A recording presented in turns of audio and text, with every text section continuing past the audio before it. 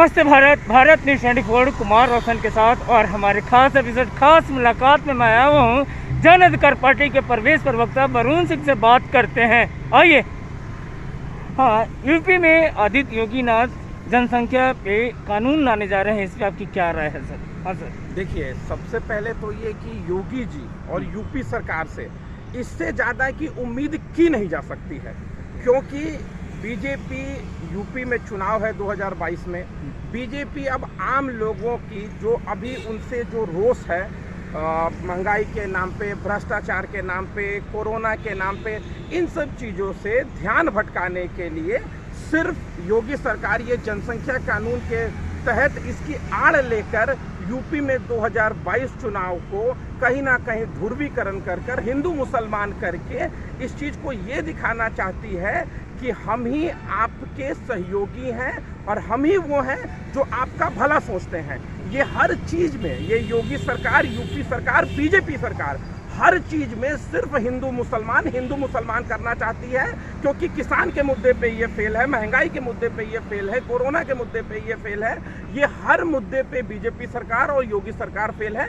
तो अब 2022 के चुनावों को देखते हुए यह सिर्फ ध्यान भटकाने का काम कर रही है और कहीं ना कहीं ये कानून लाने की कोशिश नहीं की जा रही है, क्योंकि उनकी सरकार पूर्ण बहुमत की है और वो जोर जबरदस्ती से कानून लाते हैं। उन्होंने अभी तक एक भी कानून लाने से पहले न विपक्ष से पूछा, न किसी अन्य दलों से वो पूछा कि कैसे होगा, नहीं होगा। इन चीज़ों पे बात नहीं होती, सीधा सीधा जनता पर कोई भी कानून लाकर थोप दिया जाता है। और यहाँ पे बात आ रही है कि राजद को कहा जाता है, जैसे आपकी पार्टी कहती है कि राजद बी टीम है और भाजपा के बाद इसी की नंबर है, इस पे आपकी क्या राय है सर? तो ये हमारी पार्टी नहीं कहती है, अब तो कहीं ना कहीं ये जग जाहिर हो गया है कि आरजेडी बीजेपी की बी टीम है, क्योंकि अगर आरजेडी बीजेपी की बी टीम नहीं होती तो लालू प्रसाद यादव आज जेल से बाहर नहीं होते। ये आरजेडी जो है, आरजेडी इतनी डर गई है, इतनी सहम गई है बीजेपी के तानाशाही रवैये से कि कहीं अगर हमने उनका विरोध किया तो कहीं हमारे पिताजी वापस से जेल में न चले जाएं। इन चीज़ों को लेकर आरजेडी डरी रहती है, समी रहती है और वो विपक्ष का अपना जो रोल होता है, जो जनता चुन के देती है कि अगर आप पक्ष में नहीं, आप सरकार में नहीं, आप विपक्ष में हैं, तो विपक्ष का जो रोल होता है उसको निभाने के बजाय आरजेडी सिर्फ बीजेपी का पिछलग्गू बना हुआ है। वो जो कहती है उसी के हिसाब से दिखाते हुए और ना दिखाते हुए उन्हीं के रास्ते पे चलती है और कहीं ना कहीं उनसे आरजेडी डर गई है पूर्ण रूप से। और यह बात आती है कि गरीबों के मसीहा पप्पू यादव जी को 65 दिन से ऊपर होने जा रहा है और 30 साल पुराना केस में उनको डाला गया है। बिहार सरकार यहाँ पे कुछ नहीं कर पा रही है, इसमें आपकी क्या राय है? हाँ, देखिए रोशन जी, पप्पू यादव जी ने क्या किया, वो क्या कर रहे थे ड्यूरिंग द कोरोना पीरियड और उसके पहले फ्लड सिचुएशन बिहार में, पटना में, जो भी चीज़ें हैं बिहार की जनता ने देखा है, मीडिया ने देखा है और विभिन्न राजनीतिक दलों ने देखा है।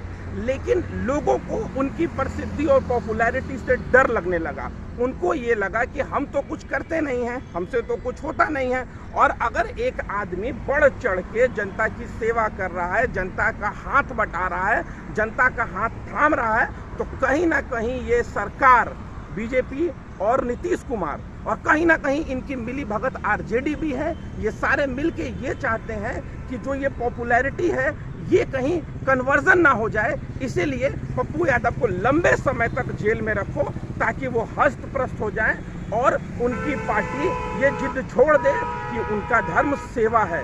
लेकिन पक्ष और विपक्ष दोनों ये जान ले कि हमारे नेताजी जब यहाँ थे हम उतने ही मजबूत थे, आज हमारे नेताजी हमारे बीच में नहीं हैं, फिर भी हम उतने ही मजबूत हैं, क्योंकि हम पप्पूवादी हैं और हम सिर्फ सेवा को ही अपना धर्म मानते हैं। और बिहार में समझिए कि अक्टूबर के समय से लॉकडाउन लगाने की यहाँ से प्लानिंग चल रही है, डेल्टा वेरिएंट आ रहा है, इस पे क्या कहना है? देखिए, अब यहाँ पर तैयारियों के नाम पे कुछ होता नहीं है। यहाँ पर सबसे बड़ा जो समाधान लोगों को दिखता है, सरकार को सबसे बड़ा समाधान दिखता है, लॉकडाउन लगा दो, हमारी नाकामयाबी छिप जाए।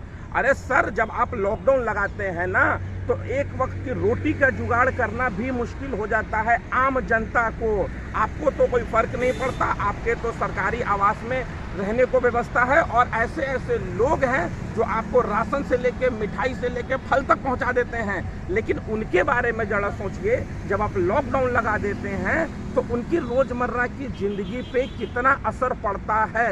और अक्टूबर में डेल्टा वेरिएंट आएगा, या थर्ड स्ट्रेन जिसको कह रहे हैं, तो हम तो इंतजार कर रहे हैं कि अब वेरिएंट आना होगा, उसे तो हम रोक नहीं सकते। लेकिन ये खोखली सरकार जो दावे करती है कि हमने टीकाकरण किया, हमने कोरोना में इतनी व्यवस्था की, तो भगवान न करे कि तीसरा स्ट्रेन आए, लेकिन अगर आएगी तो ये फिर से सरकार की, बिहार सरकार की और भारत सरकार की पोल खुलेगी कि इस देश का शासन तैयार नहीं है अभी भी 2 स्ट्रेन झेलने के बाद भी।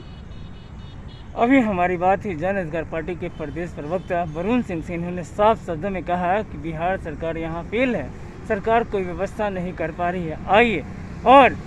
आइए इन्होंने क्या कहा हमारे चैनल के माध्यम से देखिए। कुमार रोशन, भारत न्यूज़ 24।